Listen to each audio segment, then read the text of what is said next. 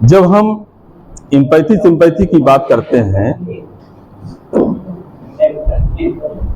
Empathy और sympathy में बात अनुभूति की होती है और अनुभूति आंतरिक होती है, बाह्य नहीं होती है। जब हम कनेक्ट होते हैं दूसरे से, कनेक्ट टू अदर्स, तब ये हमारे अंदर इसकी अनुभूति आती है। ये दोनों जो शब्द हैं पैथोज वर्ड से आए हैं, ये ग्रीक वर्ड है और पैथोज का अर्थ होता है सफरिंग अथवा फीलिंग। सिंपैथी में, sympathy is an ability to feel others sadness, difficulties, sorrowness, दुख, कष्ट, हताशा, निराशा, समस्याओं को जब हम ऐसा फील करते हैं तब सिंपैथी की भावना हमारे अंदर आती है। और empathy is an ability to feel, और we can say even to understand others mood, others mind state. मन स्थिति को जब हम समझते हैं,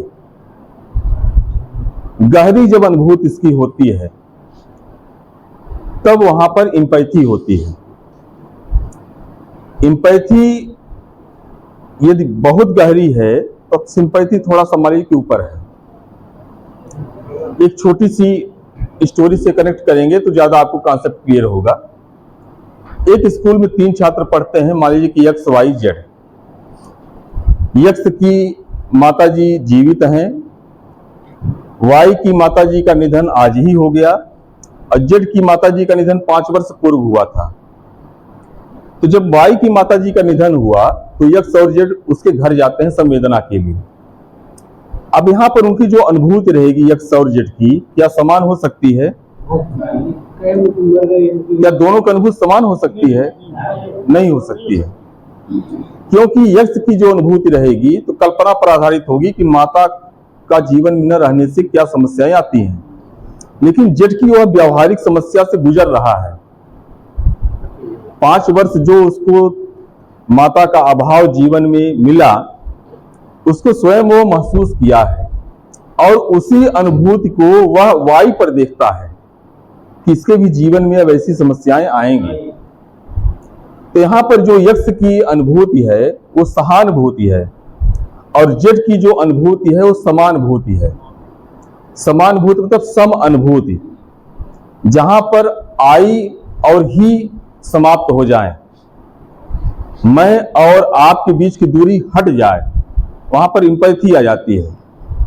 और सिंपैथी में आई महसूस तो करता है लेकिन वह दूरी बनी रहती है, उस पूरे भाव को व्यक्त नहीं कर पाएगा अच्छी तरह से, केवल वो महसूस कर सकता है। एम्पैथी के 3 प्रकार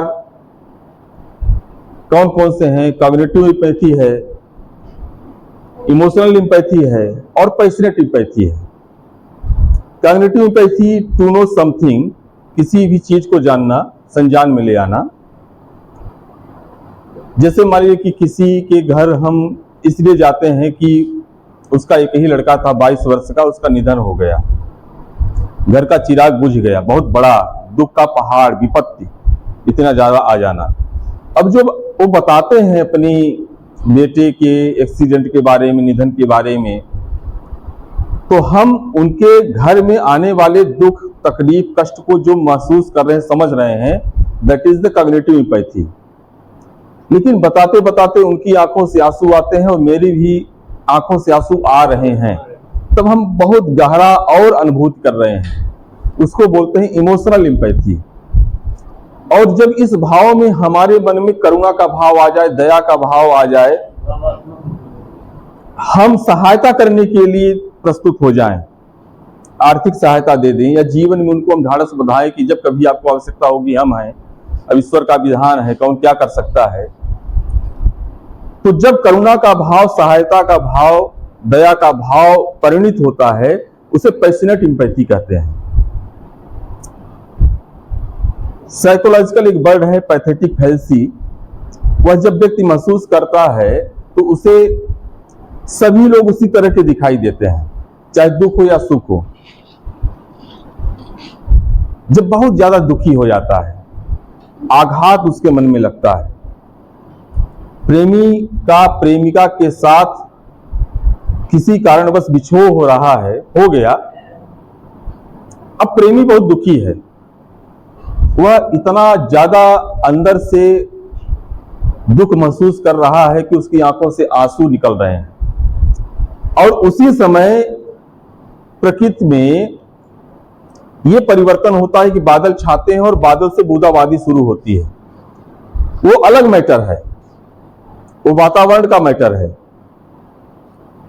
लेकिन उस प्रेमी को यह लगता है कि मेरे दुख के कारण बादल रो रहे हैं। ये वास्तविक अनुभूति जब हो रही है। आध्यात्मिकता में जब हम बात करते हैं मंदिर में जाकर के भगवान से, तो ऐसा लगता है भगवान हमारी बातों को सुन रहे हैं। जब आपके पास बहुत ज्यादा दुख तकलीफ कष्ट होता है ना, अकस्मात कोई एक्सीडेंट हुआ, कोई हादसा हुआ, तो सभी देवी देवता सभी नजर आने लगते हैं साक्षात, सबको हम सुमिरन प्रणाम कर, यहां तक कि मतलब जब गाड़ी में लेकर के चलते हैं अस्पताल की ओर, तो रास्ते में जितने मंदिर मिलते हैं, तो हमारी दादी मम्मी इत्यादि जो बैठी रहती है, सबके द्वारा मनौती हो जाती है कि ठीक हो जाए तो यहाँ पर रोट चढ़ाएंगे, यहाँ कथा सुनेंगे, यहाँ कीर्तन करवाएंगे, तमाम तरह। तो हम साक्षात उस तरह से एकाकार होते हैं, वो जो अनुभूति होती है। तो पैथेटिक हेल्सी में प्रकृति के साथ हमारा तादात्म्य स्थापित हो जाता है।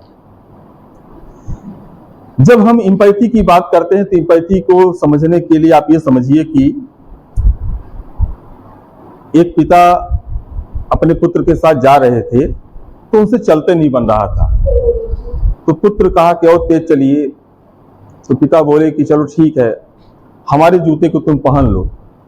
तो जब वो पहनता है तो उसको महसूस होता है कि इसका तला तो बहुत घिसा हुआ है, इसमें कील है, कंकड़ गड़ रहे हैं, तो पिताजी कैसे तेज चलें। मतलब उस परिस्थिति में हम जा करके ढल करके देखें। कहा गया है कि एम्पैथी तब आपको मालूम पड़ेगी कि जब हम put our feet into shoes of others,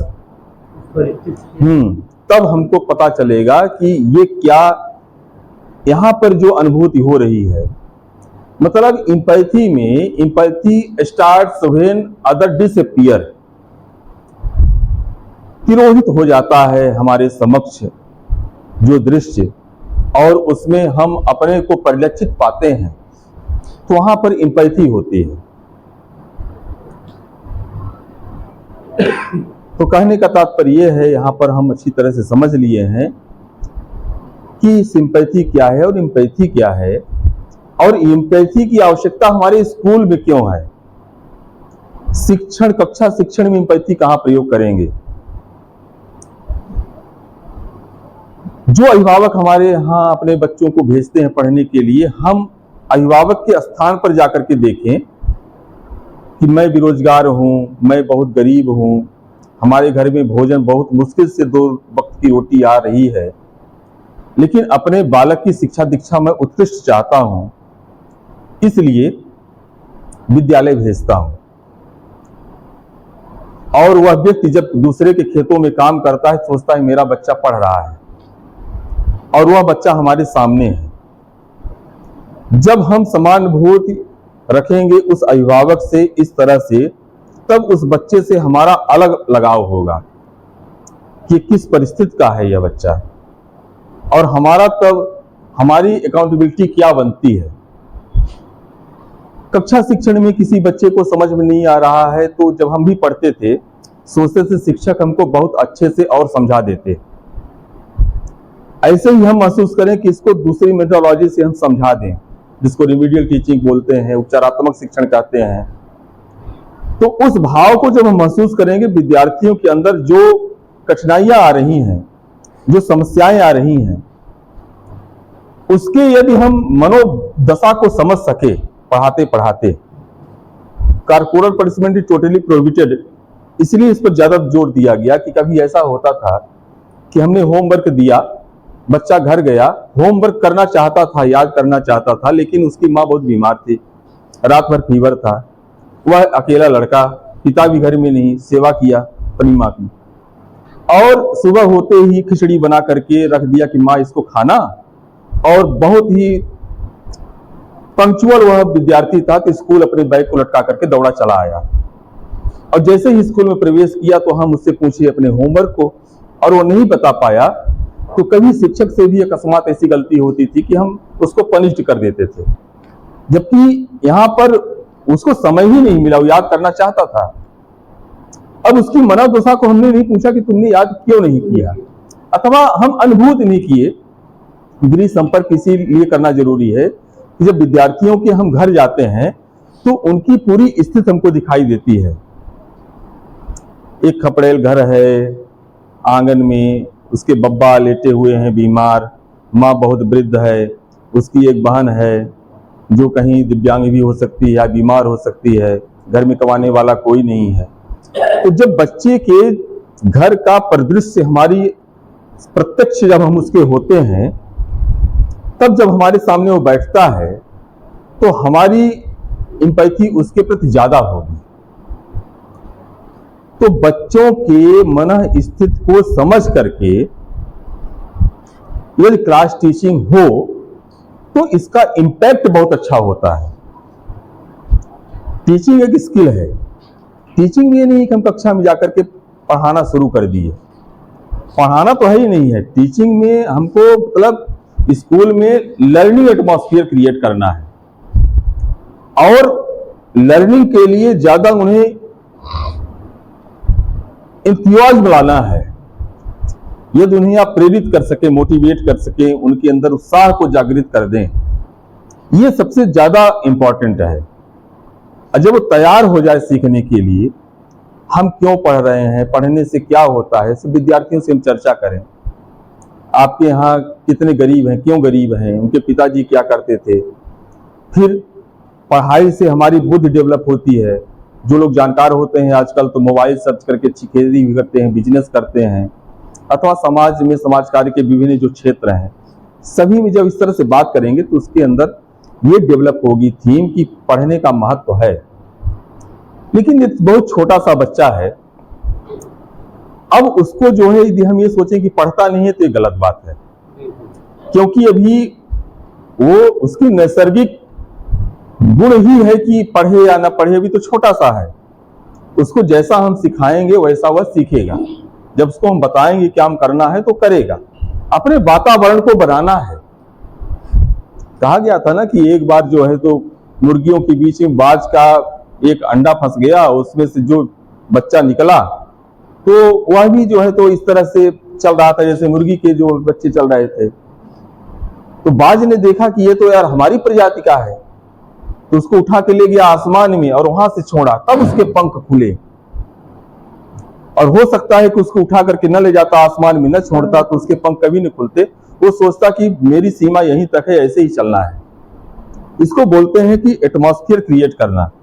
उनके सामने जब हम विभिन्न उदाहरण, प्रसंग, प्रेरक इस तरह से रखेंगे, क्षमता को दिखाएंगे, बताएंगे। बच्चों में असीम क्षमताएं होती हैं। अभी देखिए 500 में 500 नंबर आ रहे हैं, पूर्णांक में पूर्णांक, सभी विषयों में। आखिर 5 शिक्षक का पीछे किए होंगे अलग अलग सभी विषय के। तो अब ऐसे बच्चों को पढ़ा करके हम कक्षा में बैठा करके पढ़ाते हैं। कहना नहीं चाहिए, हम भी ये सोचेंगे कभी इस स्तर पर पहुंचने के लिए सोचना पड़ेगा कि 500 में 500 सभी विषयों में आ जाएं। तो बच्चे में प्रतिभा होती है, और जिन बच्चों में कम प्रतिभा है उनको कम से कम आधारभूत दक्षता तक ला दें। आधारभूत दक्षता जरूरी है, प्रैक्टिस में ला करके हम ला सकते हैं। तो दोनों तरह से हम समानुभूत करें। जो बच्चा स्लो लर्नर है उसको उस स्तर तक पहुंचाना, फास्ट लर्नर है तो उसके इंटरेस्ट के आधार पर हम एक उत्कृष्ट लेवल तक पहुंचाना। इससे क्या होता है, कैसे हम करेंगे इस सब काम को? इस सब काम को इससे ऐसे करेंगे कि हम अपन, जैसे प्रत्येक पिता अपने पुत्र में अपनी प्रतिकृति देखता है। पिता अपने जीवन में जो नहीं कर पाता है वही इच्छा अपने पुत्र से करता है। अब आप मेरी बात समझ गए होंगे पूरी तरह से। उसी तरह से हम शिक्षक हैं, हम अपनी कक्षा को याद करें। हमको जितना जानना चाहिए उस कक्षा में, जब हम दूसरी तीसरी पढ़ते थे, उसकी अपेक्षा हम बच्चों से करें कि इनसे ज्यादा बने।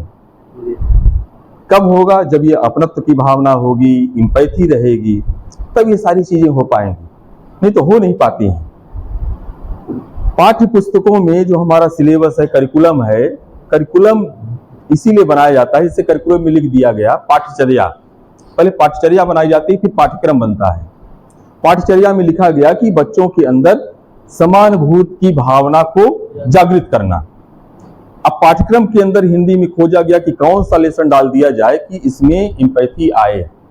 तो प्रेमचंद्र की जैसे ईदगाह की कहानी है, तो उसमें हामिद जाता है जब मेला, तो दादी जो पैसा दिए रहते हैं मिठाई खाने के लिए, खिलौना खरीदने के लिए, झूला झूलने के लिए, तो उसको कुछ भी दिखाई नहीं दे रहा, केवल अपने जलते हुए दादी के हाथ दिखाई दे रहे हैं।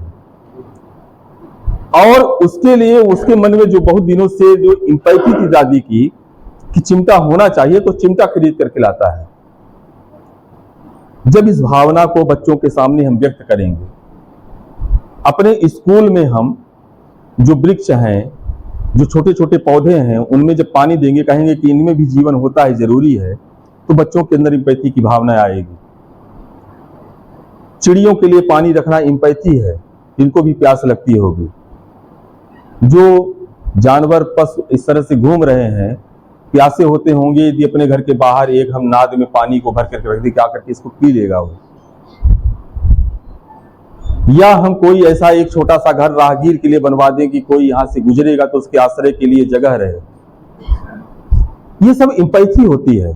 हम जैसा अपने लिए चाहते हैं सम्मान, अपने लिए जैसा अवसर चाहते हैं, अपने लिए जो उपलब्धियां चाहते हैं, अपने लिए जो हम डेवलपमेंट चाहते हैं, वही दूसरों से उस तरह से अनुभूत करके और उसको उस लेवल तक ले आना।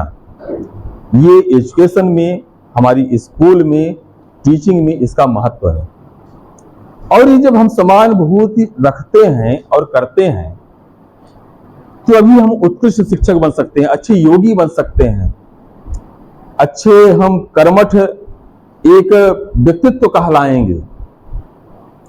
गीता के 6वें अध्याय के 32वें श्लोक में भगवान श्री कृष्ण अर्जुन को समझाते हुए बोलते हैं कि अर्जुन, योगी कौन होता है? स योगी परमो मतः, परमो मतः, परम मत के अनुसार स योगी कौन है? अब वो कौन योगी हो सकता है? वो बताते हैं कि जो सुख और दुख में समान रूप से सामने वाले को और अपने को एकात्म करता है, अपने को मानता है। जब सुखी होता है तो सामने वाले को सुखी महसूस करता है, जब वो दुख होता है, दुख महसूस करता है, तो सामने वाले के दुख को भी महसूस करता है। जैसे मान लीजिए कि कोई बीमार व्यक्ति है, जब तक आप कभी बीमारी हालत में रहे न होंगे तो उसकी पीड़ा को नहीं समझ सकते हैं। हमारा जो जैसे दूसरा, जैसे मान लीजिए हमारे घर में कोई, हमारी माँ, बहन, भाई, पिता, कोई भी बोले कि हमारा आज बहुत सिर दर्द कर रहा है। अब दर्द तो उनको कर रहा है, लेकिन उनकी अनुभूति यदि आपको कभी सिर दर्द हुआ होगा तभी आप समझ सकते हैं। ये सिर दर्द आपका कभी नहीं किया है तो उनकी पीड़ा को हम नहीं समझ सकते हैं। तो हम सिचुएशन को भी कभी हम स्थिति को बना करके समझ सकते हैं। दुनिया में कितने कष्ट हैं, कितने दुख हैं, कभी हम अस्पताल को बना लें कि मोटिवेशन के लिए जा करके हम देखें वहां पर बिना काम के, तब आपको समझ में आएगा कि ईश्वर हमको कितना अच्छा बनाया है, ईश्वर हमको कितने सुख दिए हैं। कभी ऐसे छोटे छोटे बच्चों को आप देखिए कि जिनकी माता पिता जो है तो भीख मांग रहे हैं, खाने कमाने के लिए शाम तक में 2 रोटी की व्यवस्था करते हैं, तब अपने बच्चे को खिलाते हैं। उनका बच्चा भी साथ साथ जो है तो चल रहा है। माँ अपने बच्चे को गोदी में लेकर के जो है तो इस धूप में जो है तो घूम रही है या काम की तलाश में काम कर रही है। अब उस बच्चे की अनुभूति में आप ये जाइए, देखिए जन्म तो किसका भी कहीं भी हो सकता है। ये तो हम लोगों का सौभाग्य था, पूर्वजों का प्रताप रहा होगा कि अच्छे घर में जन्म लिए। हमारा भी तो जन्म एक गरीब परिवार में हो सकता है, ये अपने हाथ में नहीं है। कुछ चीजें अपने हाथ में ही नहीं है। और हो गया है तो कोई हमारा यहाँ परमानेंट जो है तो रजिस्ट्री नहीं हो गई है, वो तो उस चक्र में हम चलते रहेंगे, फिर जाएंगे फिर आएंगे। तो अपने जो कर्म होते हैं, अपना जो ज्ञान होता है, ट्रांसफर होता है। ज्ञान का जो अधिकरण होती है आत्मा होती है, और आत्मा नश्वर होती है, आत्मा अमर होती है, आत्मा ट्रांसफर होती है। तो जब आत्मा चली जाती है दूसरे शरीर में, किसी भी जीव में, तो ज्ञान भी साथ में चला जाता है। तो नॉलेज जो है तो ट्रांसफर होता है। इसलिए यही एक चीज हमारी अमर होती है कि हमेशा बना के रखना है। और कर्म हमारे, हम ये सोचें कि आज जो हमारे पास है जितना, तो हमसे ज्यादा योग्यता और क्षमता और बुद्धि कहीं दूसरे के पास है, लेकिन इतना नहीं मिल रहा है। तो कहीं हमारे पूर्व जन्म का यह प्रभाव है। समानुभूति जब होती है, अभी तात्कालिक उदाहरण रामपुर नेकिन का आप लोग कहीं सुने होंगे या कोई बताए होंगे। एक आदरणीय गुरुजी श्री पुष्पराज सिंह जी हैं, तो उनके पड़ोस में एक और गुरुजी थे, तो उनकी अकस्मात डेथ हो जाता है। मतलब छोटे छोटे बच्चे थे, 2 बालिकाएं बड़खरा और एक बालक। अब वो बहुत छोटे थे, मैं सुना हूं, अभी एक बच्ची की शादी किए हैं इसलिए प्रसंग आ गया। और वो कोरी जाति के थे। अब ये समानुभूति होती है, ये अनुभव किए होंगे कि माता पिता चले गए नहीं है, तो इनका पालन पोषण करने का उत्तरदायित्व तो किसी के साथ भी घटना घट सकती है। यदि मैं समर्थ हूं तो मुझे करना चाहिए। और वो भी गुरुजी ही थे, 500 ही पाते थे, ऐसा मैं सुना हूं। तो उन बच्चों को अपने घर ले आए, पालन पोषण किए, पूरा जैसे अपने बच्चों का किया जाता है उसी तरह से दूसरे के बच्चों का पालन पोषण करना पूरे जीवन भर। और अभी 20 वर्ष की जो बड़ी बालिका हुई, तभी शादी भी किए हैं शिव मंदिर से, पूरे उसी तरह से व्यवस्था के साथ, उत्साह के साथ, भाव के साथ। जी हाँ, तो ये देखिए हमारे मतलब आसपास भी बहुत बहुत उदाहरण है इस तरह से। अब इससे हमको क्या शिक्षा लेनी चाहिए कि जितना हम परोपकार करेंगे, समानुभूति में परोपकार ही होता है। ये सब चीजें सहायता के लिए ही की जाती हैं। इसका लास्ट स्टेज है ना, एम्पैथी का लास्ट स्टेज है कि करुणा से भर जाना। अब करुणा से भर जाना मतलब आप अपने स्कूल में जब अभी जून में जाकर के जब बच्चे आएंगे, जब देखेंगे इस निगाह से, जिस बातों के साथ हमको मस्तिष्क में लेकर के कि हमारे पास कौन से बच्चे आते हैं पढ़ने के लिए, तो इन बच्चों को सक्षम बनाना है। ये हमारे जीवन की उपलब्धि रहेगी, ये हमारे जीवन का टारगेट रहेगा। मैं ये बता रहा था कि भगवान श्री कृष्ण अर्जुन को जो बताते हैं गीता के 6वें अध्याय के 32वें श्लोक में, वो श्लोक है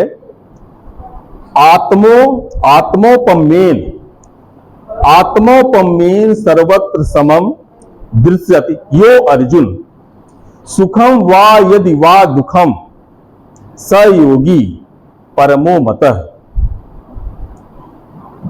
एक बार आप लोग बोलेंगे तो अच्छा लगेगा। आत्मोपमेन, बोलिए, आत्मोपमेन सर्वत्र सर्वम सर्वत्र समम दृश्यति यो अर्जुन सुखम वा यदि वा दुखम सुखम वा यदि वा दुखम स योगी परमो मतः।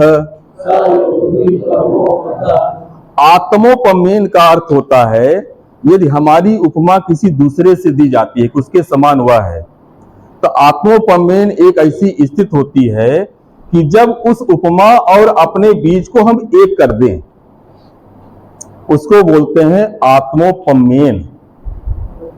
तो आत्मोपमेन सर्वत्र समम दृश्यति।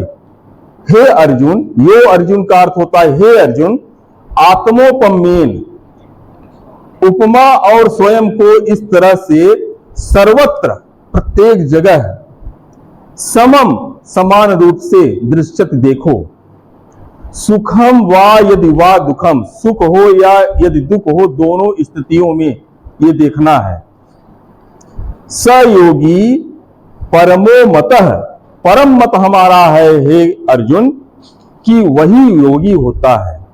योगी होता है अर्थात वही इस क्षेत्र का ज्ञाता होता है, अथवा हम कह सकते हैं कोई धर्मज्ञ जो होता है वही महापुरुष होता है।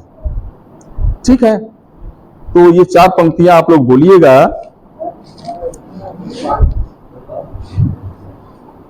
जब मुझको ठोकर लगती है, बोलिए।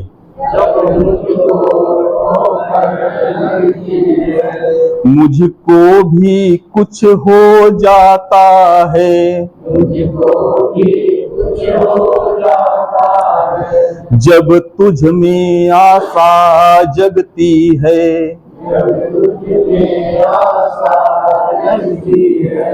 मेरा भी मन मुस्काता है, सुख दुख को जो बांट सके, पर पीड़ा को सहलाता है, अपने जैसा जो सबको माने,